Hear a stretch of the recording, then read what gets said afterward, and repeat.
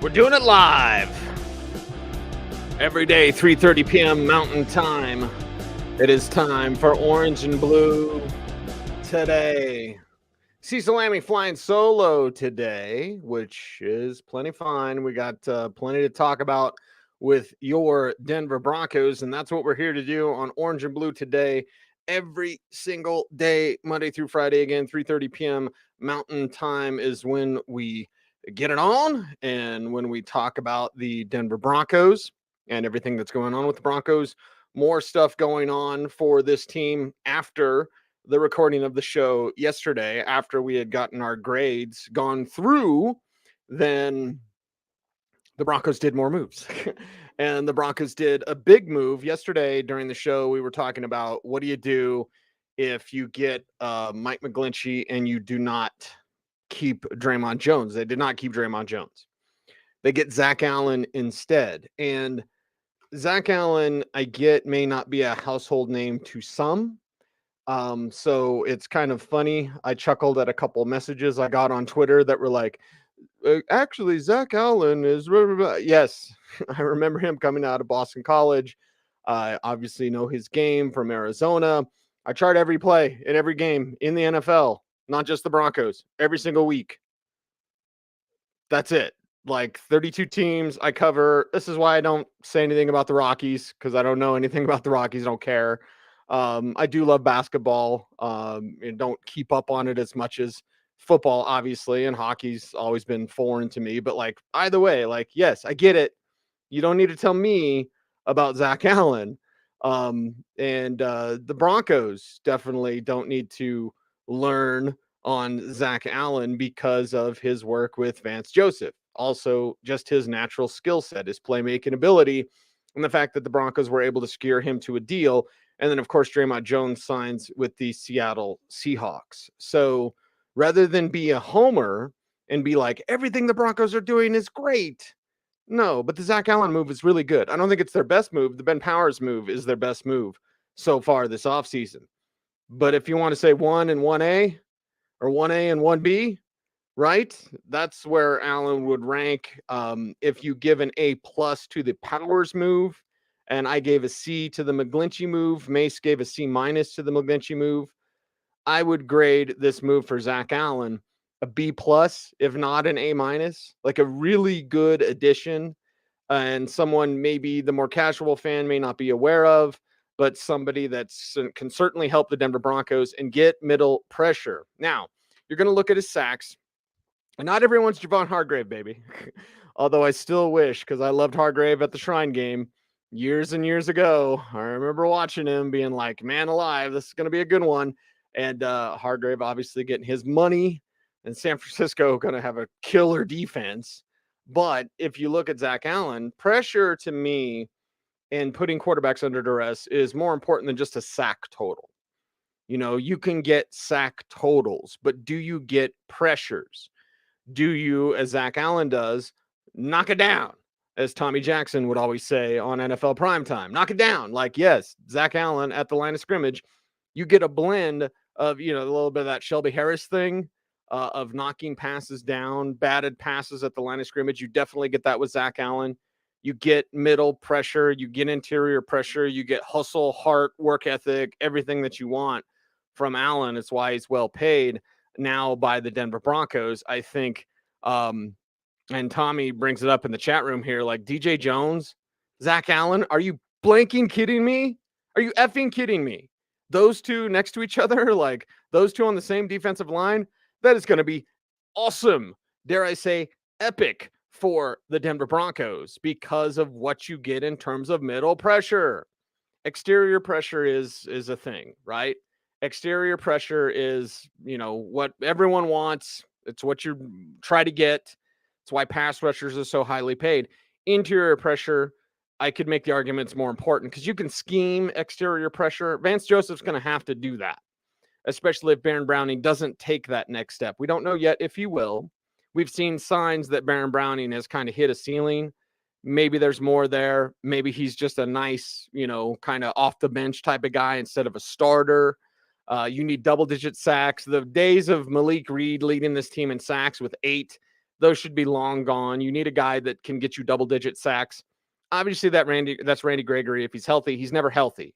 So you can't expect Randy Gregory to do that. That's why it was a bad signing, because he's never going to be healthy.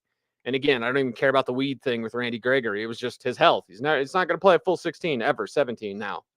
So with Baron Browning, you want him to reach that next step. But you've got interior pressure down on lock.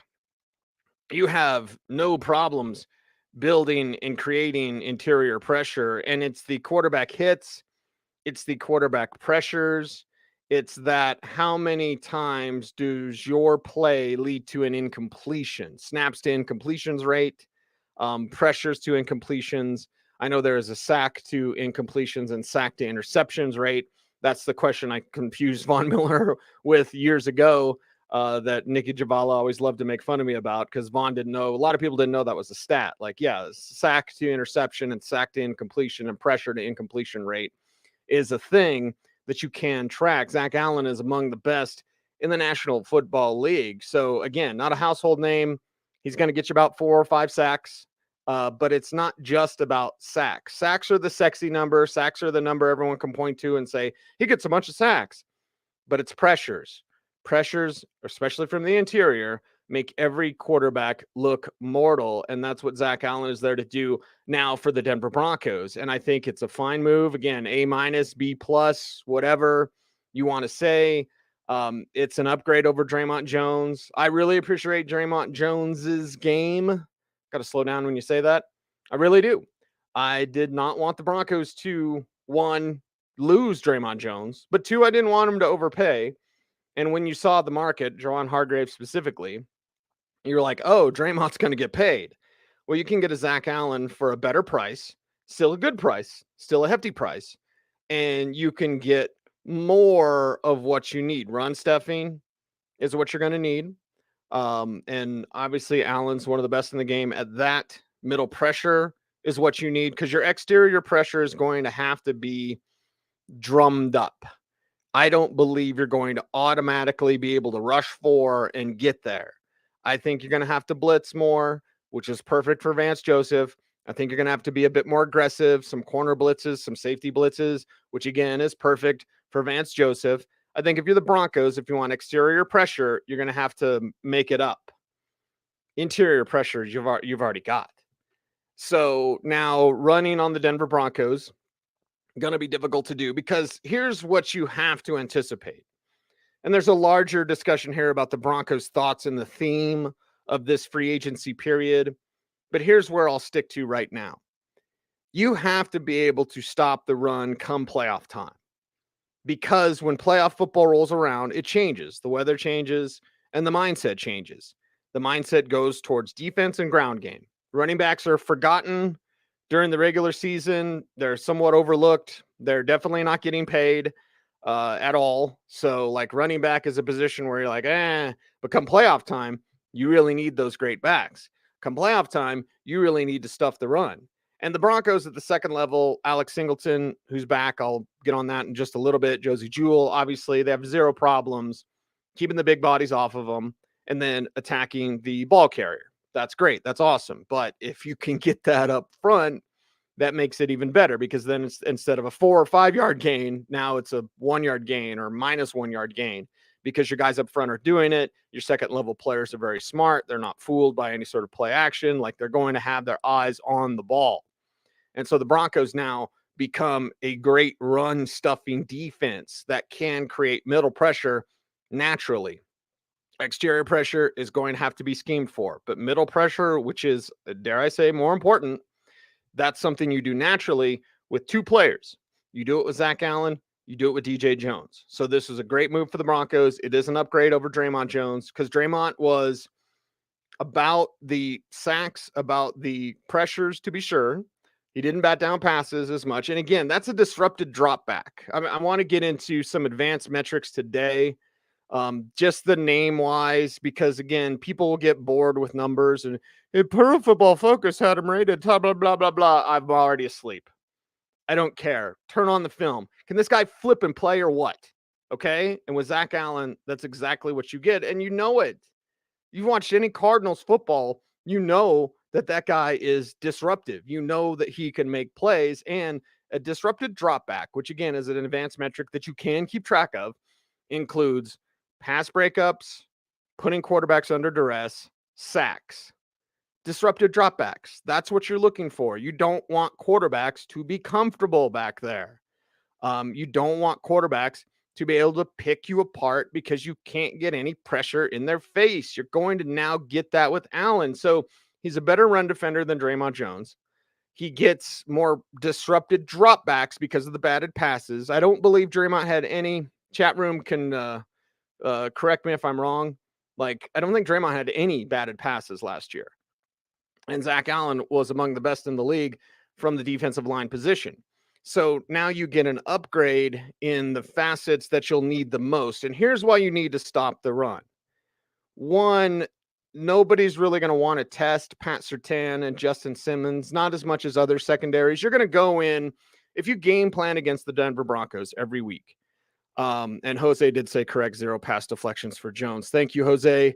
You're a real one. And I appreciate you as always, brother. And appreciate Nick for saying he loves listening to me. Again, thank you. That means a lot. I will say this. If you game plan against the Denver Broncos, you're not going in being like, we're attacking Surtain. Like, that's stupid. You're not going to be stupid. You're not really going to go after Simmons, especially with his tie for the league leading of interceptions. Yes, I know. I always bring up Tariq Woolen. It only took me 11 minutes today to bring up Tariq Woolen. But, like, Justin Simmons had the same number of interceptions as that rookie who led the league. They tied for the league in interceptions. So you're not going to really go after that secondary as much. You're going to have to rush and cover. And it's the middle pressure that you're going to go for. So if you're a team, and let's say the Broncos' offensive woes are expected to continue. I think this changes around October. But let's say you're week 1, week 2, week 3, week 4, your first month of the season, when you don't really yet know about the Sean Payton offense. We don't really yet know how it's going to look. Also, if you're a team, this is why the numbers can lie about the Broncos defense last year. Teams didn't have to go after them. Teams didn't have to put their foot on the gas because their offense was going to score 14 points. Their offense was going to score 13 points. So you didn't have to, as an offense, being like, man, we got to drop 30 this week, guys. So you would get to a certain level and you'd kind of coast, and it was enough. So the Broncos' defensive stats look better than they actually would. They still have a great defense. It's still the best ever, whatever you have to say. Like, everyone needs to stop being so sensitive about discussion about their favorite teams. Like, it's either it's the greatest ever or it's the worst ever. The people who say it's the worst ever, that's just dumb. Okay, the sky is falling takes, that's dumb. Trade Pat Surtain takes this year, that's dumb. Like, don't be dumb. Also, at the same time, don't be dumb in terms of like, this is the greatest and George Payton's the best and Sean, like, no, you can be honest about this team. And honestly, the defensive numbers were a little bit skewed last year because opponents didn't have to do much against them. Now you say, well, they couldn't do much ago. Okay, fine. We all know the Broncos defense is really good. We all know that Vance Joseph has a lot of pressure on him for that defense to be as good, if not better, because they're going to be tested more this year. So I don't want you all blaming Vance Joseph. Now, if he deserves blame, then definitely blame him. Sorry, VJ. But I don't want this defense to, look a little off and, it's Vance Joseph. No, it's the fact that if your offense is better, their offense is going to try to do more. So here's what you do. Like, that first month of the season, teams are going to run against Denver. They're going to try. And with Zach Allen and DJ Jones, you're not going to be able to. You're not going to be very successful in doing that. Then you got them. What's the old meme, right? Got them, right?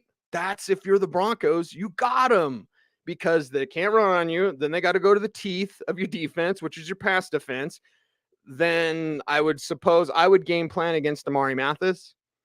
I would stay away from K'Wan Williams. I'd obviously stay away from Pat Surtain. If I'm game planning against the Denver Broncos, and I do write a game plan every week, you can read it at denversports.com.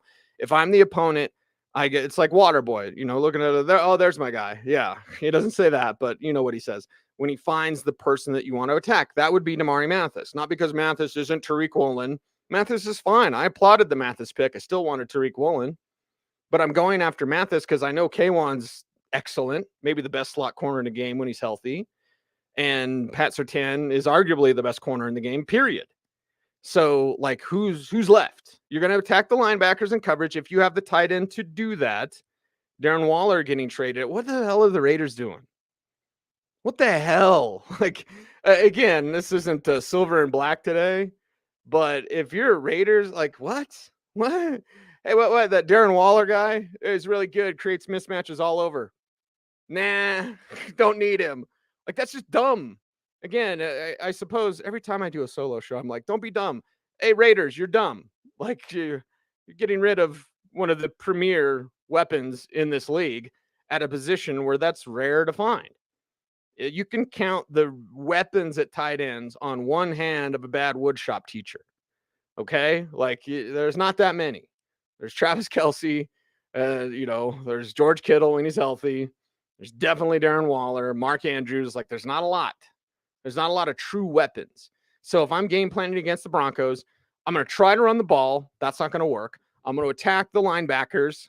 That's probably going to work. And I'm going to go after Damari Mathis. That's probably going to work as well. And again, not because they're not the greatest ever or whatever you have to say, but just because that's football 101.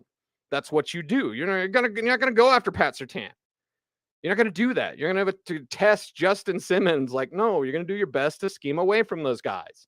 And once you figure out you can't run the ball, you're going to move closer to where the Broncos got you, where you have to. Because again, if they're stuffing the run with 4 down linemen and they're, rushing 4 and dropping 7, don't make me do math. Like, now all of a sudden you can scheme, you can bracket that tight end. If you're facing, your better tight ends in the league, you can bracket him. You can try to take that away. So there's ways schematically that if you're stuffing the run, if you're solid against the run, it all begins with that, especially in the playoffs. And all of these designs, the larger thing that I'm talking about here is that the Broncos, there isn't no tank. You think Sean Payton has that in his DNA? Hey, let's tank, everybody. Let's wait and see. Sean Payton is flipping going for it. And I love that about Sean Payton and this team, because they could have sit around, they could sit on their piles of money and be like, yeah, how many Walmarts we got? Okay. No, they went out there. They gave the orders on high from Greg Penner, the Walton Penner Group. Get your ass to work. And that's what George Payton has done. Listen, I regularly tell you where George Payton is flawed. And I do believe he's an eye for talent. I believe he listens to too many people, and I think he gets a little bit nervous with his picks. But when George Payton does a great job, I think under Sean Payton's direction, this isn't any sort of like, well, let's wait and see with Russ and no, they are going for it. So if you're going for it, and if you're going to the playoffs, and the Broncos could go to the playoffs this year, then you look at the situation, you go, okay, you better stuff the run. You better be able to scheme your linebackers in coverage so that they have some help. You're going to have safety help over the top. This is where Justin Simmons comes in. So you take Simmons and Jewell and you bracket Travis Kelce. Okay, that's, again, football 101. I'm going to talk to you today about advanced metrics, who they picked up in free agency that we didn't talk about yesterday, and how you game plan against this team, and why self-scouting is the best scouting. Self-scouting is exactly what the best teams do. Listen, I can't stand Kansas City, and their fans can't stand me, which is fine. I got broad shoulders, and they got great barbecue in Tech 9 and Cabaret USA. You'll be fine, Chiefs fans. But either way, like, for me, Brett Veach is the best, among the best in the NFL. Ozzie Newsome, who anytime I got a chance to talk to Ozzie Newsome or Ted Thompson, God rest his soul, on the All-Star road trip, you know what I do? I go grab a cup of coffee early in the morning at some, God blessed All-Star game that nobody else is at. I'm in Little Rock, Arkansas to see Danny Trevathan, and I'm sitting down having coffee with Ozzie Newsome and Ted Thompson. You know why I did that? Do you know why I did that? To just shut up and learn. I know some people would say, I wish you would shut up, but yes, to just sit down and listen to Ted talk, listen to Ozzie talk. They're two of the greatest general managers in the history of this league that built Super Bowl contenders for years. So what are the keys in the magic that Ted Thompson had as GM of the Packers? What are the keys of the magic that Ozzie Newsome had as the general manager of the Ravens? You know what the key is? They knew themselves. They knew their biases. They knew their weaknesses. They knew who their team wanted to be, and they knew what exactly they weren't. For too long, this team has held on to bad draft picks because you don't ever want to look bad. And again, not everything's about Belichick, and Belichick actually he's a little risky in the draft sometimes. Like Tyquan Thornton, really? Huh? That's just one pick. There's a zillion. N'Keal Harry, like there's a zillion picks, usually wide receivers with Belichick. But you know what Belichick does with a bad pick? He gets rid of them. He doesn't care. Or you're going to look bad. You're going to get rid of your third round pick a year into his career. Yeah, who cares? Doesn't fit. Go. Fine. See ya. See ya, Pollyanna. Get out of here. And for too long, under John Elway, and I love you, John. I still want to go drink bourbon with you at your restaurant, John.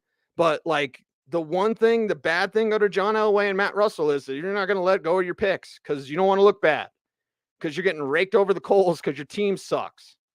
Like those days are gone, thankfully. And I'm going to credit Sean Payton.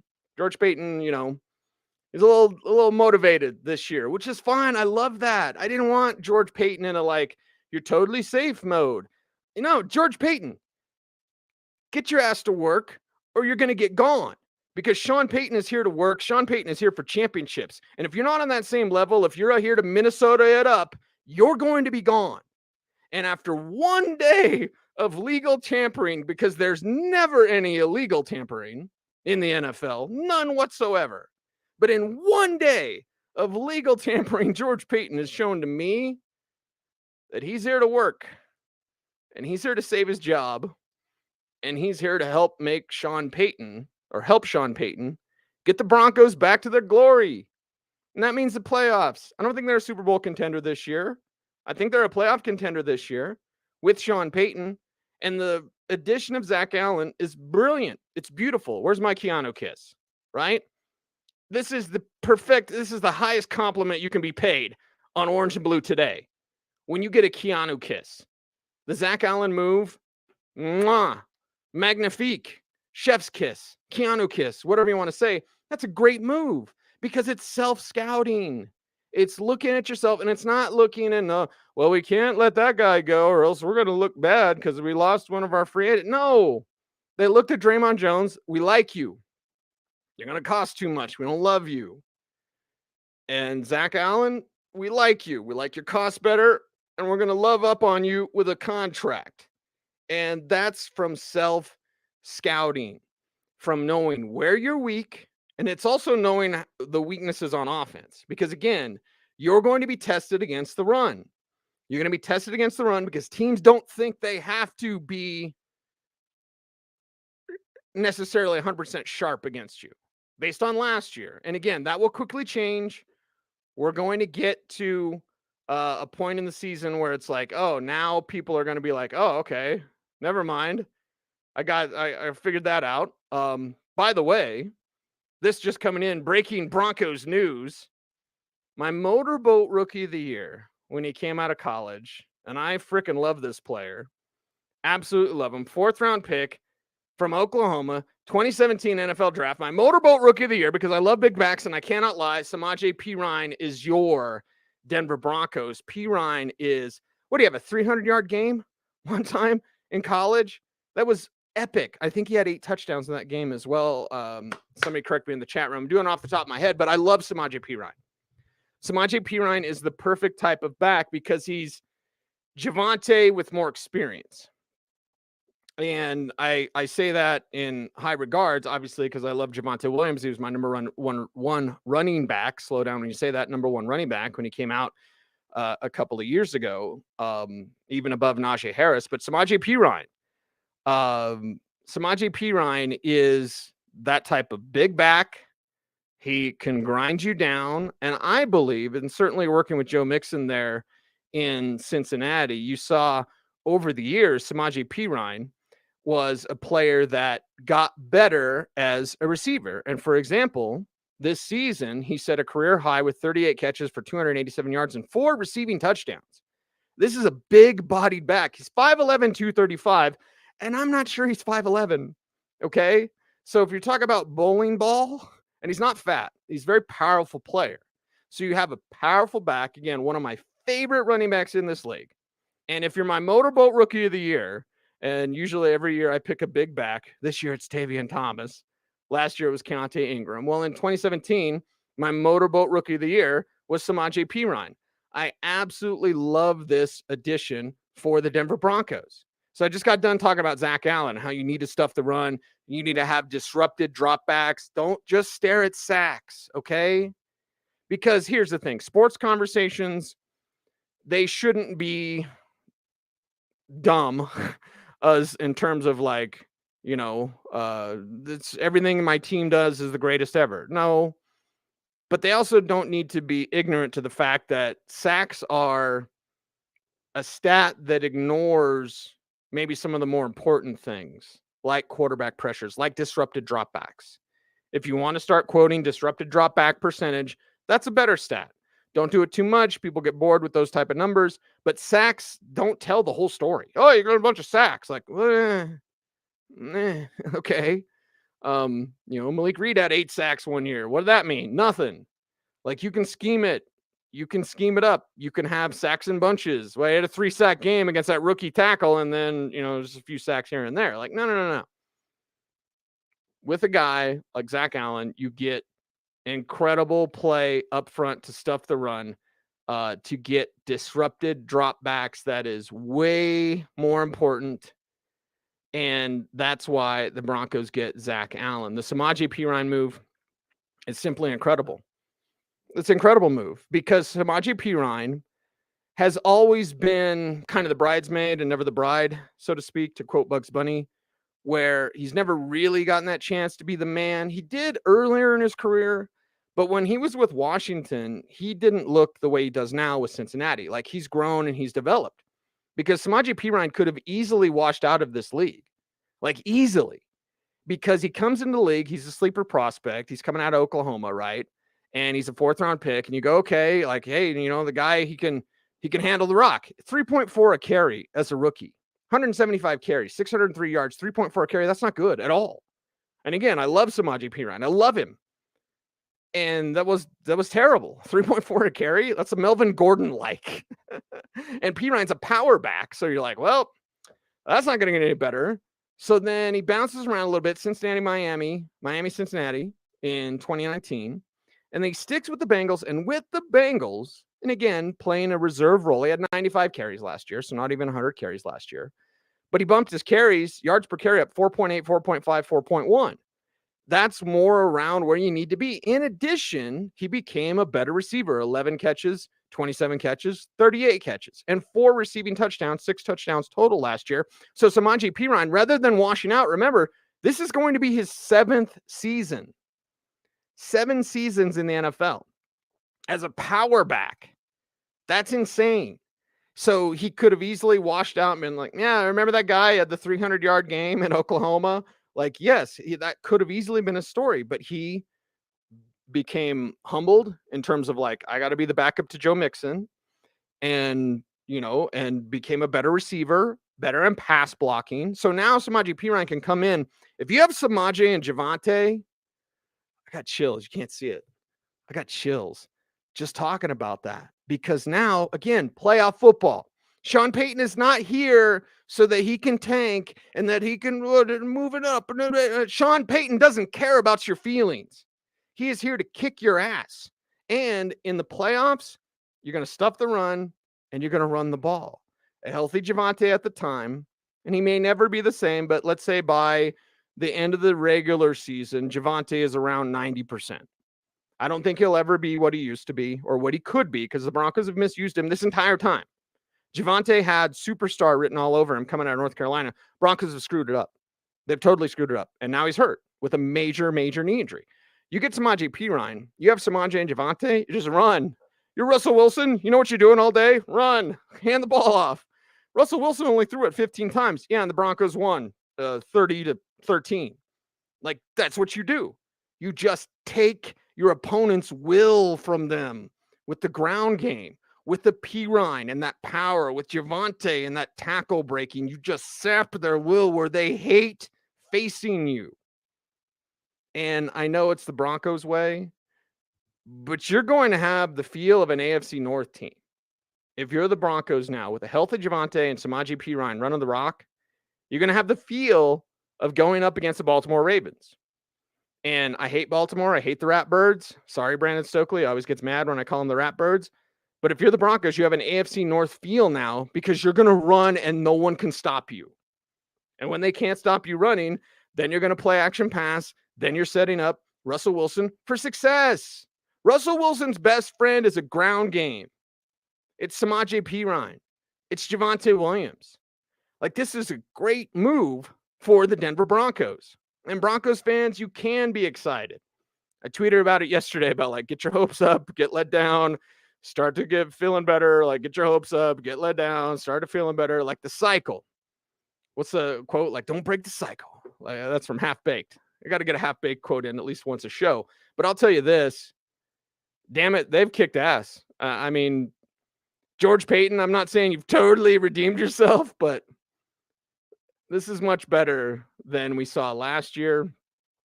Now just do it in the draft as well, you know. But George Payton, good job, man. Good job. This looks really good. On paper, I know they got to go win it now. But now you're set up to stuff the run, to run the ball. You've already got the coverage, guys. Like, okay, get some pass rushers, more offensive line help. I think they're going to draft another running back still. I think you are going to, you know, go in the direction of running back, tight end, wide receiver, offensive line, pass rushers, and defensive line in this draft with the very few picks that you have. Either way, that's a wrap for today's show. Went by fast, huh? Andrew Mason should be joining me tomorrow. So he's on assignment today. He's traveling. So hope to get him here tomorrow. But until the next time, I'm Cecil Lammey saying thanks very much for watching Orange and Blue today, everyone. Be safe, be kind, know that you are appreciated. Stay tuned. And as always, I ask that you please, how about you do this? Stay frosty.